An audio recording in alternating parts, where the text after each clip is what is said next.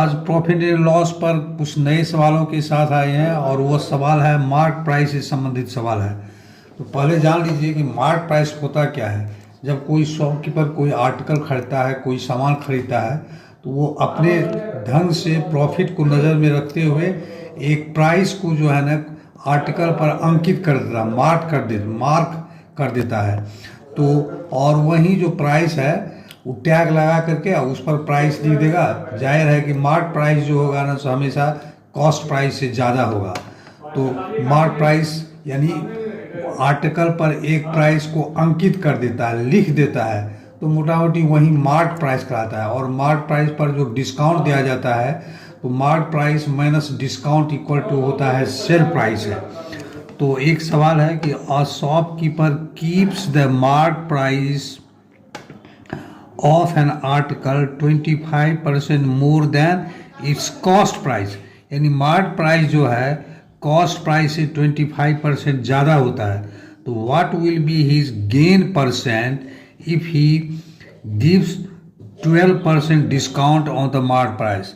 तो mark price कितना है, तो कॉस्ट प्राइस से 25% ज़्यादा रखा और उसके बाद मार्क प्राइस पर 12% डिस्काउंट दिया, तो वो कहता है कि उसका जो ना प्रॉफिट परसेंट कितना होगा। जाहिर है कि मार्क प्राइस में जो 12% डिस्काउंट है उसको माइनस कर देगा, तो उसको माइनस कर दीजिएगा तो डिस्काउंट जो दिया जाएगा that discount will be on mark price not on cost price.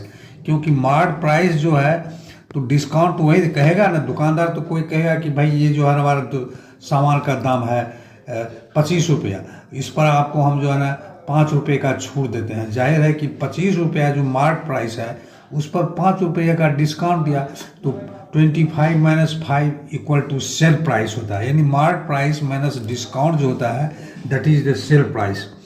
तो इस सवाल को हम लोग कैसे बनाएंगे, तो लेट इसमें सीपी को 100 मान के बनाते हैं। सीपी यानी कॉस्ट प्राइस, इसको कॉस्ट प्राइस, इसको मान लेते हैं ₹100, ठीक है ना। तो मार्क प्राइस कितना है, 25% ज़्यादा है, तो इसीलिए मार्क प्राइस कितना हो जाएगा, मतलब 100 में 25 ज़्यादा, तो चूंकि कॉस्ट प्राइस 100 है इसीलिए मार्क प्राइस हो जाएगा 100 प्लस 25 125, ठीक है ना। अब इस मार्क प्राइस पर उसको 12% डिस्काउंट दिया हुआ है, तो डिस्काउंट कितना हो जाएगा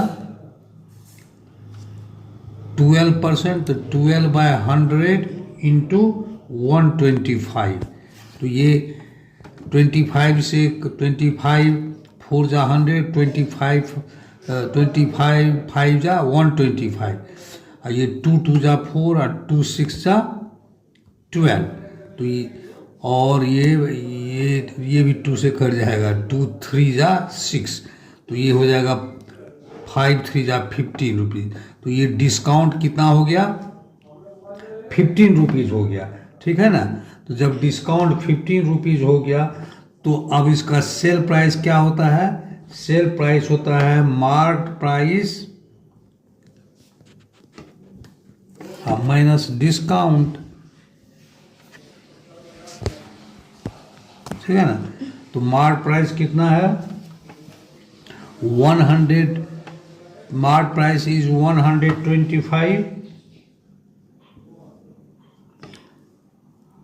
और डिस्काउंट कितना मिला 15, तो सेल प्राइस कितना हो गया 110।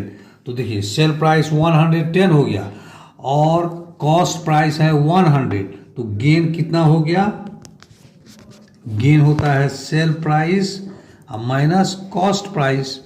तो सेल प्राइस है 110, कॉस्ट प्राइस है 100, तो गेन हो गया 10, और यही जो 10 है ये इक्वल टू कितना हो जाएगा 10%। क्यों 10% होगा, तो ये 10 रुपीज़ का जो गेन हुआ कॉस्ट प्राइस पर गेन या लॉस होता है, तो कॉस्ट प्राइस तो 100 है, इसका मतलब कि 100 में उसको कितना गेन हुआ है 10, यानी 10%।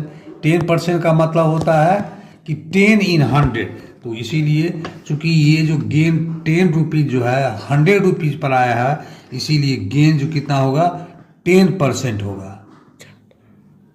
अब एक दूसरा सवाल है कि a shopkeeper gives 4% discount on the mark price of an article if the cost price of the article is rupees 120 what will be the mark price what will be the mark price to gain 10% profit।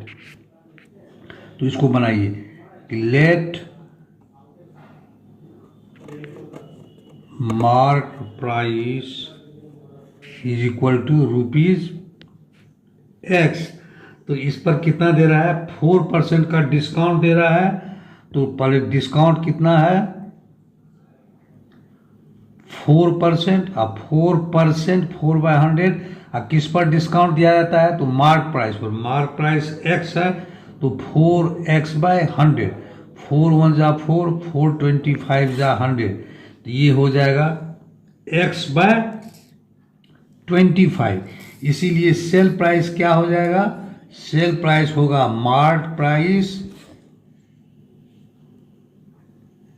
Minus discount. Mark price कितना हम माने हुए हैं let mark price be X. तो X discount कितना है x/25 ठीक है ना x minus x/25।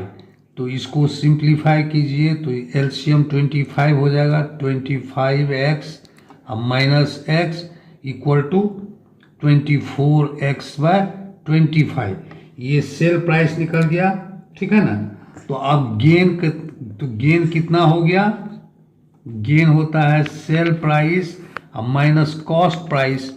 Sale price है 24x/25 और कॉस्ट प्राइस है 120 ठीक है ना। इसको आप सिंप्लीफाई कीजिए 25 एलसीएम हो जाएगा 24x माइनस 120 इंटू 25 ठीक है। अब इसको सिंप्लीफाई कीजिएगा तो ये हो जाएगा 24x 120 को 25 से मल्टीप्लाई कीजिएगा तो ये हो जाएगा 3000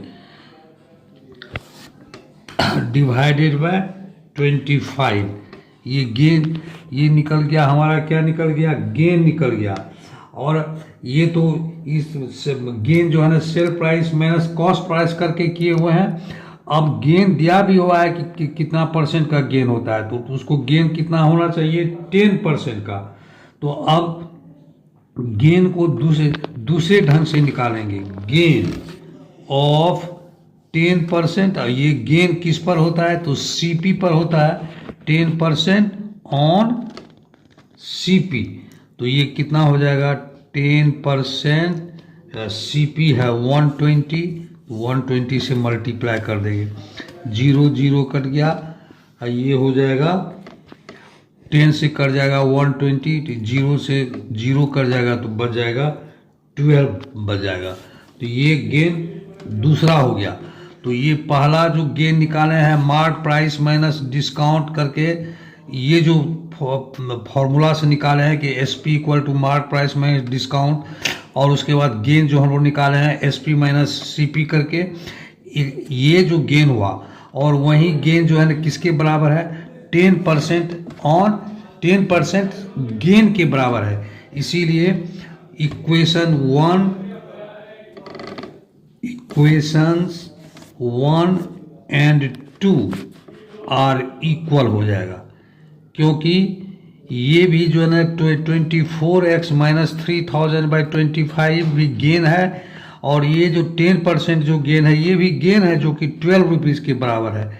इसीलिए क्या हो जाएगा 24x माइनस 3000/25 ये किसके बराबर हो जाएगा 12 के बराबर हो जाएगा। 12 को 12/1 भी लिख सकते हैं। इसको आप सिंप्लीफाई कीजिए 24x माइनस 3000 1 से मल्टीप्लाई करेंगे क्रॉस मल्टीप्लिकेशन तो 24x माइनस 3000 इंटू एक्स हो जाएगा इक्वल टू 25 इंटू 12। इसको आप 12 को मल्टीप्लाई कीजिए तो 12 5 जा 60 और 12 2 जा 24 और प्लस 6 30।